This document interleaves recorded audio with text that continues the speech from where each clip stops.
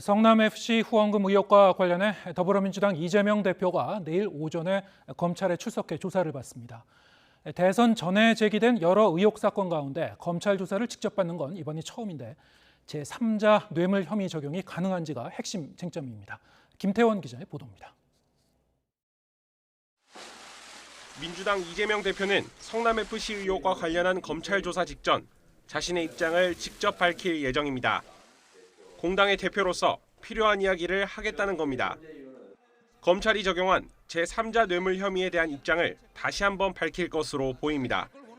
이 대표는 대선 전에 제기된 여러 의혹 사건과 관련해 검찰에 출석하는 건 이번이 처음입니다. 이 대표는 성남시장 재임 시절인 지난 2015년부터 2017년까지 두산건설과 네이버 등 관내 기업 6곳에 용적률 상향 등 각종 현안을 해결해준 대가로 성남FC 후원금 160억여 원을 유치한 혐의를 받습니다.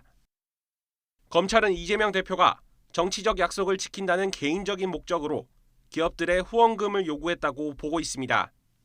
행정 편의가 필요했던 기업들과 이 대표의 이해관계가 맞아떨어지며 대가성 후원이 이루어졌다는 게 검찰의 입장입니다. 이 대표 측은 시민구단인 성남FC에 후원금을 유치한 건 성남 시민의 이익이라고 반박해왔습니다.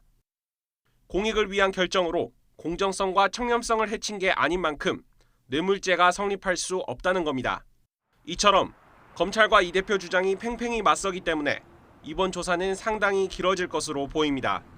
관내 기업과 성남시청, 성남FC 등에 대해 대대적인 압수수색을 벌인 검찰은 혐의 입증에 자신감을 보이고 있습니다.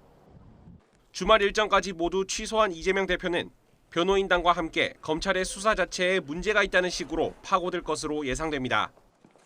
검찰은 이 대표를 불러 조사한 뒤 기소 여부를 결정할 방침인데 결과에 따른 파장이 만만치 않을 전망입니다.